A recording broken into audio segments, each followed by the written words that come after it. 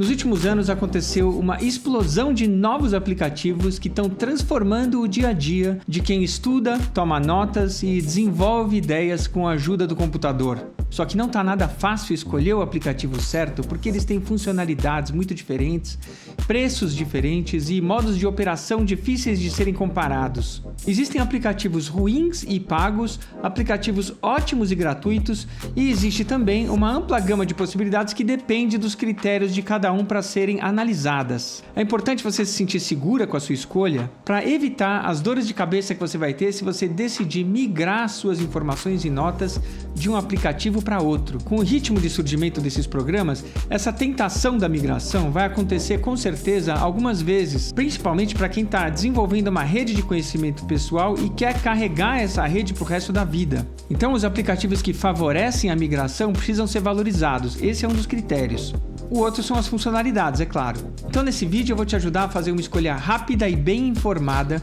Eu analisei mais de 50 aplicativos e escolhi um punhado que representa um leque bastante variado para todos os gostos. E os critérios que eu usei você pode empregar para analisar, inclusive, aplicativos que surgirem no futuro. Eu fui usuário do Evernote por mais de 5 anos. Quando decidi migrar para o Notion, tinha mais ou menos umas 4.000 notas. Depois de 3 anos, migrei do Notion para o Obsidian, já tinha umas 7.000 notas. E hoje eu tenho um pouco mais de 8.000, mas na semana passada eu encontrei um amigo programador que disse que o Obsidian é um programa ruim, um programa defasado que parece da década passada. Então eu resolvi voltar atrás, dar uma olhada em que pé que estão os aplicativos que eu já usei, resolvi conhecer os aplicativos mais recentes que surgiram e nesse processo eu entendi quais são as possibilidades do mercado e a que público que cada uma delas pode atender. As conclusões que eu tirei sobre o Obsidian eu vou deixar para o final do vídeo. Então, gente, eu sou o Vini, eu sou doutor em antropologia e esse canal fala sobre técnicas de aprendizado e produção de conhecimento para quem está dentro ou fora da academia.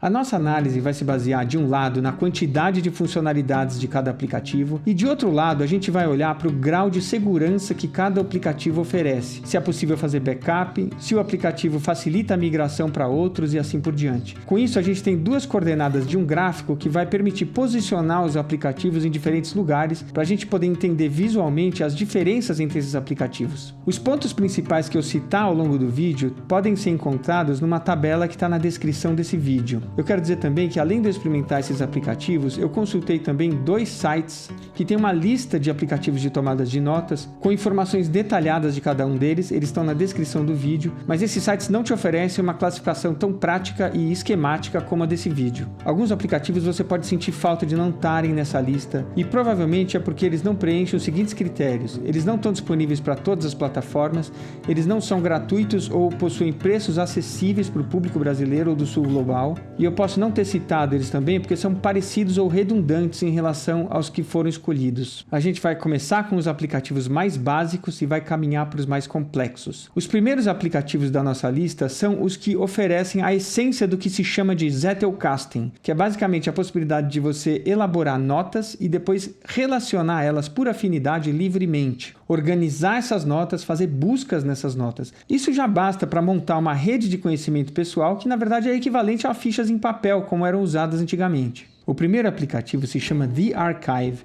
Ele está disponível só para Mac, mas eu resolvi incluir porque ele é a essência do Zettelkasten. Como vocês podem ver aqui, tem uma lista de notas que vai sendo criada na lateral esquerda. A gente pode ir consultando essas notas livremente e também podemos fazer uma busca, por exemplo, palavra descrição, e a gente encontra aqui, por exemplo, uma nota, e aí o que está entre duplos colchetes é o título de uma outra nota que está relacionada a essa. Quando a gente clica aqui, a gente vai para essa outra nota e assim vai navegando conforme a nossa necessidade pelos diversos arquivos que tem na nossa rede de conhecimento pessoal. E a gente pode gravar aqui na lateral listas temáticas, no caso, com conjuntos de fichas diferentes. O segundo aplicativo se chama Zettler. Ele continua desempenhando as funções básicas do Zettelkasten, mas tem uma série de funcionalidades muito úteis que foram acrescentadas. É um aplicativo gratuito e, como vocês podem ver, aqui tem a lista de notas de ideias, mas agora a gente pode reunir elas em pastas. A gente pode abrir diferentes fichas em tabs como se fosse um navegador do computador. A gente consegue abrir notas lado a lado só arrastando para cima ou para baixo. No menu lateral direito, o Zettler tem um índice com os títulos e subtítulos que a gente foi inserindo dentro de cada nota, e por aí a gente consegue percorrer a nota só clicando nos títulos, uma coisa que é muito útil para quem trabalha com notas mais longas. E além disso, o Zettler também tem um gráfico que é uma representação visual das notas e das relações que você foi estabelecendo entre elas ao longo do tempo. Agora a gente começa a nossa discussão sobre segurança. O que eu quero mostrar para vocês é o seguinte: se eu clicar com o botão direito nessa nota, eu consigo revelar a localização dela no meu computador. E aí eu posso ver que cada nota é um arquivo independente, que pode inclusive ser consultado por qualquer editor de texto que não seja o Zettler. Como vocês podem ver, eu posso abrir aqui num editor de texto mais simples que tem no meu computador e inclusive editar essa nota. O formato desses arquivos é .md, que é uma abreviação de Markdown. O Markdown é um formato de texto que incorpora algumas convenções de formatação no próprio texto. E conforme a gente vai digitando, a gente vai usando essas convenções para conseguir um itálico, um negrito, um título, um subtítulo e assim por diante. Se você quiser saber mais sobre o Markdown, recomendo você clicar nesse vídeo que está no alto da tela aqui. Mas o que eu queria chamar a atenção é que tem vários aplicativos que abrem esses arquivos Markdown. Eu não trabalho no Zettler nem no The Archive, mas o que eu consegui fazer é direcionar esses programas para as pastas onde eu tenho as minhas fichas de ideias. Como as minhas fichas estão no formato Markdown, eu consigo abrir com vários outros programas. E esse é um aspecto fundamental de segurança, ou seja, eu consigo migrar de aplicativo com facilidade. Então, esses dois aplicativos, apesar de básicos, eles têm um alto grau de segurança e eles vão para a direita do nosso gráfico. Terceiro aplicativo, Joplin. Ele é gratuito, está disponível para todas as plataformas e também segue a mesma lógica dos anteriores, mas ele tem uma barra de formatação. Além disso, ele tem duas visualizações. Uma dos códigos de Markdown, por exemplo, para criar um negrito, para criar um subtítulo. E se a gente clicar aqui, ele mostra a aparência final da nota. E ele também grava um histórico de edição de cada nota que pode ser consultado para recuperar informações que você apagou por engano e assim por diante. As notas que a gente cria dentro do Joplin ficam armazenadas no nosso computador, mas elas não estão diretamente acessíveis para nós no formato Markdown. E isso diminui o grau de segurança do Joplin. A gente vai colocar mais para a esquerda da nossa tabela. O quarto aplicativo é o Notesnook, que está disponível só na internet. Uma das vantagens é que a gente consegue compartilhar as notas por meio de um link que o programa cria para nós. Fora essa facilidade de publicação, o Notesnook tem praticamente as mesmas funcionalidades do Joplin, mas custa R$12 por mês. E nesse caso, a gente está falando do grau mais baixo de segurança, porque as notas não estão no seu computador, você não consegue ter controle sobre o backup das informações, você precisa continuar pagando o Notesnook para poder ter acesso às notas que você mesmo criou, você não consegue trabalhar sem uma conexão com a internet e você está exposto ao risco da empresa mudar a sua política de dados ou mesmo fechar. Muitos dos aplicativos que a gente vai ver a partir de agora têm esse problema. São aplicativos que surgiram recentemente e quase todos eles cobram um valor para poder armazenar suas notas na nuvem. O Evernote é o quinto aplicativo, um aplicativo antigo, bastante usado, mas que não envelheceu muito bem nos últimos anos, em comparação com os aplicativos que a gente vai ver daqui a pouco, que são os concorrentes mais recentes. Além de trabalhar com notas, o Evernote traz um foco para produtividade, com botões específicos para tarefas, eventos, um calendário integrado, sessões específicas para ver as tarefas, para ver os arquivos e assim por diante. Ele custa R$22 por mês e suas notas também ficam online. O Evernote é o primeiro aplicativo que foge claramente das funções básicas do que seria um Zettelkasten. A gente entra então numa categoria de aplicativos que eu chamei de estruturados. Esses aplicativos têm lugares específicos para inserir determinados tipos de informação, como tarefas, eventos e assim por diante. Existem tipos de notas pré-estabelecidos para cada uma dessas funções e o aplicativo impõe procedimentos específicos para você realizar determinadas atividades. De certa maneira, são aplicativos mais didáticos que você consegue sacar mais rapidamente o funcionamento deles. E é por terem esses procedimentos mais estruturados e complexos que eles não conseguem se basear simplesmente nos arquivos Markdown. Ou seja, existe uma relação de troca entre o nível de estruturação do aplicativo e o nível de segurança que as notas em formato Markdown oferecem. Quando eu crio notas dentro do Evernote, eu não consigo exportar elas direito pelo formato Markdown, ou elas vêm com particularidades que me impedem de acessar as minhas informações por meio de outro programa. Eu tive muito trabalho para exportar as notas que eu eu tinha no Evernote para o Notion,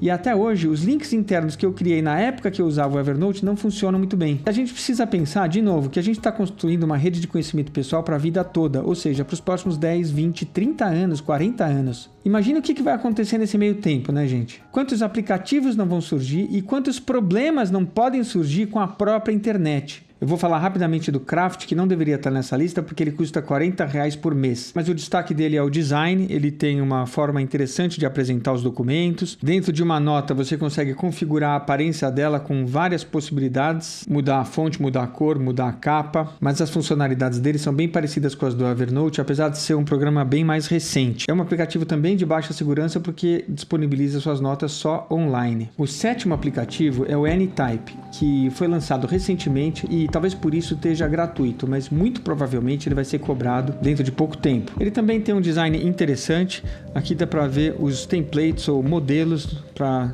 ter uma ideia do que dá para fazer com ele. E as notas do Anytype são compostas pelo que se chama de blocos. Não é um texto corrido, mas pedaços de texto que podem ser transformados em títulos, em texto, em tarefas, e essa lista toda aqui mostra tudo que pode ser feito. E os blocos podem ser livremente deslocados ao longo da nota por meio desse dispositivo de arrastar e soltar. O Evernote e o Craft não tinham gráficos de representação das relações entre as notas, mas o Anytype já apresenta esse gráfico e é bem bom. Dá para você ver os pontos diferenciados por padrões e logos, né, cores. E o Anytype é o primeiro aplicativo que eu estou mostrando que trabalha com bancos de dados, onde a gente pode inserir as notas em listas que podem então ser filtradas e organizadas por ordem alfabética, prioridade, data de criação e assim por diante. Isso é bastante útil também para quem quer estudar e organizar suas ideias. Eu vou colocar o Anytype numa categoria intermediária de segurança porque as notas ficam armazenadas no seu computador e não online. Ainda que as suas notas não estão na linguagem Markdown e, portanto, não são acessíveis fora do programa. O Capacities também é um aplicativo recente que ainda está gratuito e que também tem um foco interessante no design, como vocês podem ver. Ele também trabalha com a ideia de blocos que podem ser arrastados para diferentes lugares da nota e transformados em diferentes elementos. Capacities também trabalha com objetos, né, como vocês podem ver, pessoas, livros, fichas de ideias e assim por diante, e ele só está disponível online. Uma coisa que eu não consegui entender é por que o Capacities e o Anytype não têm a possibilidade de trabalhar com notas lado a lado. Como eu já disse, muitas vezes a gente precisa escrever uma nota olhando para outra simultaneamente e esses programas não facilitam a nossa vida, mas ele também tem uma base de dados e o gráfico das relações entre as notas. Finalmente, a gente chegou no Notion, que é provavelmente o aplicativo mais usado hoje em dia, só que ele não é bem para quem está construindo uma rede de conhecimento pessoal. Ele pode ser usado para isso, mas o foco dele é em trabalhos compartilhados, publicação na internet. Você pode usar as páginas criadas no Notion como se fosse um website e as notas podem ser editadas coletivamente. Os bancos de dados desse tipo de aplicativo foram uma invenção do Notion e a gente pode ver como eles são práticos aqui. A gente pode filtrar informações, ordenar as informações e ele tem mais funcionalidades do que os aplicativos anteriores. Aqui no meu site pessoal vocês podem ver que dá para criar colunas com muita facilidade, mudar a largura dessas colunas e assim por diante. Mas quando você está consultando diversas notas com velocidade, o Notion é um pouco lento. Ele demora às vezes alguns segundos para abrir uma nota e isso é um pouco irritante. E eu não sei porquê, mas o mecanismo de busca do Notion não reconhece algumas palavras de vez em quando. O interessante é que ele tem uma ótima versão gratuita e pode ser o aplicativo preferido para muita gente. Só que as suas notas continuam estando disponíveis somente online e, como os que a gente viu anteriormente, a segurança dele também é baixa. A dificuldade que eu tive para exportar minhas notas do Notion foi maior do que a que eu tive com o Evernote. Eu fiquei quase um ano para conseguir adequar minhas notas dentro do Obsidian, porque apesar do Notion exportar as notas no formato Markdown, elas vêm cheias de especificidades para começar com o título do próprio arquivo. Eu fiquei semanas tentando conversar com o suporte, eles não deram solução. Eu tentei escrever um script de Python com a ajuda de um amigo meu, que não deu certo, e por fim eu tive a sorte de ser cobaia de um desenvolvedor na Inglaterra que estava criando um aplicativo só para exportar adequadamente as notas do Notion. É por isso que eu digo, gente, a gente tem que escolher muito bem o aplicativo que tá e tomar muito cuidado com essas estratégias das empresas de prender a sua informação e te forçar a pagar uma assinatura. Os próximos aplicativos da nossa lista são diferentes desses últimos que a gente viu até agora. Eles não são aplicativos estruturados, e sim customizáveis. Eles apresentam uma interface bastante simples que, num certo sentido, resgata a proposta dos aplicativos básicos que estavam no começo dessa análise. Só que eles têm uma quantidade enorme de funcionalidades que podem ir sendo acrescentadas pelo usuário, pela usuária, conforme a necessidade. E pela quantidade de funcionalidades, eles precisam ficar no topo do gráfico. Um detalhe é que eles não pré-estabelecem os tipos de notas e procedimentos que você precisa usar. Então, uma nota é simplesmente uma nota. Se você vai transformar essa nota num dado de uma pessoa, num fichamento de um livro ou numa ficha de ideia e assim por diante, cabe a você definir, né? Então, esses aplicativos demandam um pouco de tempo e energia até você escolher aonde você vai colocar suas fichas de ideias, onde você vai colocar suas tarefas e assim por diante. E assim a gente chegou no RemNote, que tem uma boa versão gratuita e é um aplicativo mais voltado para quem está estudando e tentando memorizar informações e conceitos. Uma particularidade do RemNote é que ele funciona como um outliner, ou seja, você só consegue inserir informações dentro das notas na forma de itens e subitens, como eu mostrei aqui nesse exemplo.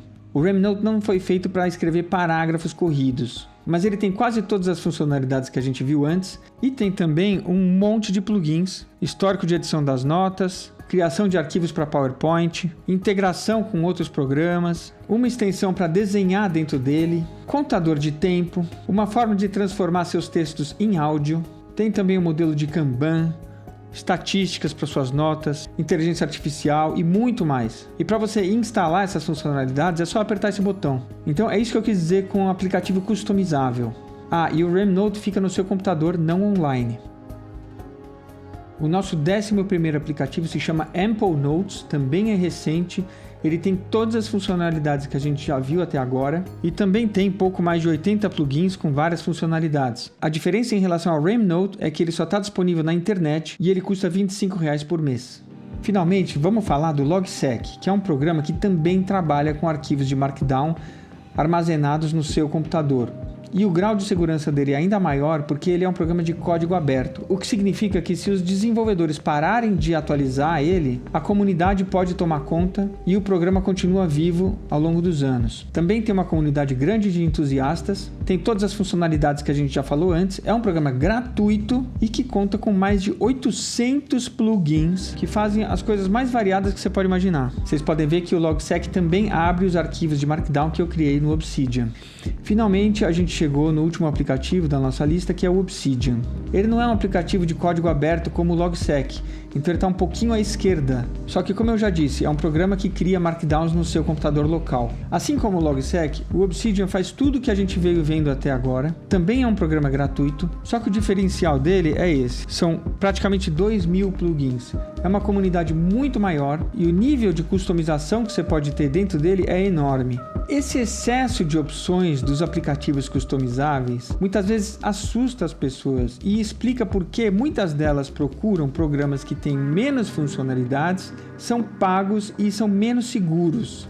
Mas os vídeos desse canal vão te dar uma grande ajuda para você poder começar a usar o Obsidian de forma rápida e prática. Uma outra razão que leva as pessoas a procurarem os aplicativos mais simples e estruturados são as consequências de adotar os arquivos no formato Markdown. Por questões de segurança, os designers desses programas resolveram se ater ao formato de arquivos Markdown, o que significa que não dá para criar notas muito elaboradas que exigem códigos de formatação sofisticados. Então, por exemplo, no Obsidian é mais difícil trabalhar com tabelas, também não é fácil trabalhar com colunas de texto dentro das notas. A formatação de texto em itens também às vezes tem umas coisinhas chatas do tipo você tem que dar o Enter depois no final e assim por diante. Eu acho que é por isso que o meu amigo falou que o Obsidian parece um aplicativo da década passada. Só que como vocês viram, essas são decisões deliberadas de design. Muitas vezes os designers não conseguem colocar todas as coisas boas num lugar só. Eles precisam fazer escolhas. E aqui o que está em jogo é, ou você faz um aplicativo mais didático e estruturado, ou você faz um aplicativo mais aberto e voltado para a segurança. Se você não está preocupado com a longevidade das suas notas, se para você é muito importante ter um programa que já tem uma interface bonita e bem mastigadinha, se você não se importa em pagar o preço dos aplicativos online, então vários dos outros aplicativos que eu mostrei aqui são melhores para você. Só que eu quero deixar claro, se existe uma relação de troca entre segurança e nível de estruturação, existe uma outra relação de troca que está embutida nessa, só que não é verdadeira, que tem a ver com o fato dos programas pagos serem online. Na verdade, eles vendem a facilidade de sincronização e publicação e edição das notas em grupo, só que existem plugins dos aplicativos customizáveis que permitem ter essas funcionalidades. O ponto é que, quando as suas notas ficam online, essas empresas conseguem cobrar para armazenar as informações que você criou. E pessoalmente, eu não aceito ficar preso numa assinatura para poder ter acesso às notas que eu mesmo criei. Vamos voltar uma última vez no nosso gráfico para apontar os melhores aplicativos. Se você quer só um aplicativo para fazer o seu Zettelkasten, para criar suas notas de ideias, que seja gratuito, tenha uma boa quantidade de funcionalidades, eu recomendo para você o Zettler. Se você quer um aplicativo mais didático e estruturado e não se importa em pagar R$ 25 por mês, eu recomendo o Ample Notes. Dentro dessa categoria, o melhor aplicativo gratuito é o Remnote. E agora já dá para entender por que eu vou dizer que o aplicativo customizável da minha escolha é, de fato, o Obsidian. Só que, como eu disse, eu uso o Notion para publicar informações e trabalhar em grupo. Então você pode usar os dois aplicativos em conjunto, não tem problema. Os dois são gratuitos.